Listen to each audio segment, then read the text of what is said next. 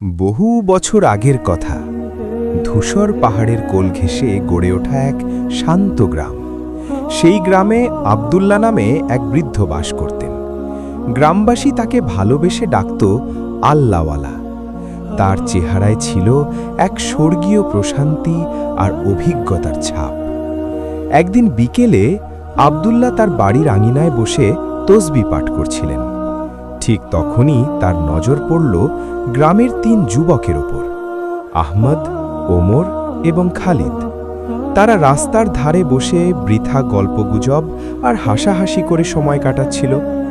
বৃদ্ধ এক দীর্ঘশ্বাস ফেলে মনে মনে বললেন, আফসোস, এই যুবকেরা যদি জানত সময়ের মূল্য কতটা। তিনি তাদের কাছে ডাকলেন এক বিশেষ শিক্ষা দেওয়ার জন্য। বৃদ্ধ যুবকদের সামনে এসে দাঁড়াল। বৃদ্ধ তাদের চোখের দিকে তাকিয়ে মৃদু হাসলেন এবং বললেন, বাবাজিরা, আমি তোমাদের একটি পরীক্ষা নিতে চাই। যদি তোমরা সফল হও তবে তোমাদের জীবন বদলে যাবে। তবে মনে রেখো, তোমাদের হাতে সময় থাকবে মাত্র 10টি মিনিট।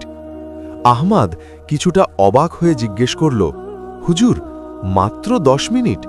এই সামান্য সময়ে আমরা কি এমন করতে পারব?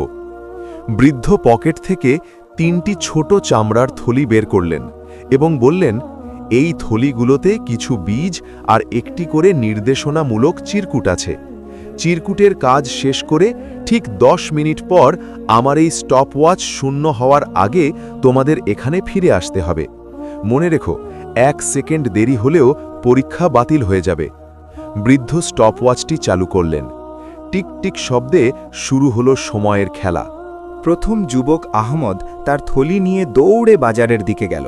তার চিরকুটে লেখা ছিল, বাজারের একদম শেষ প্রান্তের অন্ধ ভিক্ষুককে এই বীজগুলো দান করে আসো।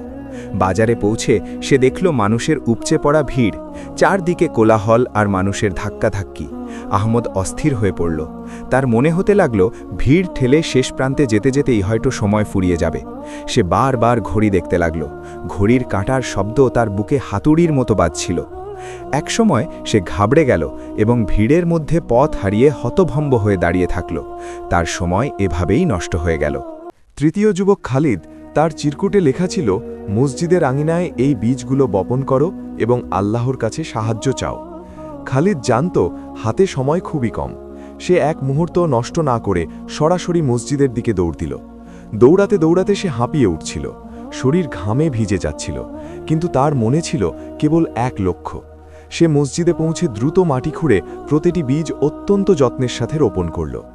কাজ শেষ করে সে 2 হাত তুলে এক মুহূর্তের জন্য মোনাজাত করল, হে আল্লাহ, আমার এই ক্ষুদ্র প্রচেষ্টাকে তুমি কবুল করো। তারপর সে ঝড়ের বেগে বৃদ্ধের বাড়ির দিকে ছুটল। বৃদ্ধের বাড়িতে রাখা স্টপওয়াচটির কাঁটা এখন একদম শেষ প্রান্তে। 9 মিনিট 50 সেকেন্ড, 51, 52। ঠিক এই সময় অহমদ আর ওমর বিধ্বস্ত অবস্থায় ঘরে ঢুকল। অহমদ খালি হাতে আর ওমরের চোখে মুখে অপরাধবোধ। ঠিক যখন ঘড়ির কাঁটা 10 মিনিটে পৌঁছল, তখনই খালিদ ধুলোমাখা পোশাকে আর হাঁপাতে হাঁপাতে দরজায় এসে দাঁড়াল। বৃদ্ধের মুখে এক চিলতে হাসি ফুটে উঠল। তিনি বললেন, তোমরা সবাই সময় মতো ফিরেছ, কিন্তু দেখা যাক তোমাদের কাজের ফলাফল কি হয়েছে। বৃদ্ধ তাদের জানালা দিয়ে বাইরে তাকাতে বললেন। হঠাৎ দেখা গেল, মসজিদের যে স্থানে খালিদ বীজ বুনেছিল সেখানে অলৌকিকভাবে দ্রুত সবুজ চারালাজ গজিয়ে উঠেছে এবং পুরো চত্বরটি ফুলে ফুলে ভরে গেছে। বৃদ্ধ গম্ভীর কণ্ঠে বললেন, হে যুবকেরা, এই 10 মিনিট ছিল তোমাদের জীবনের এক ছোট রূপক। আহমদ ভয়ের কারণে সুযোগ হারিয়েছে, ওমর আলস্যে সময় নষ্ট করেছে, কিন্তু খালিদ জানত সময় কম হলেও যদি নিষ্ঠার সাথে কাজ করা যায় তবে আল্লাহ তাতে বরকত দেন। সময়ের প্রতিটি সেকেন্ড একটি আমানত। একে যারা অবহেলা করে তারা পরকালে রিক্ত হস্তে ফিরে আসে। যুবকেরা তাদের ভুল বুঝতে পেরে লজ্জিত হল এবং তওবা করল যে তারা আর কখনো সময়ের অপচয় করবে না।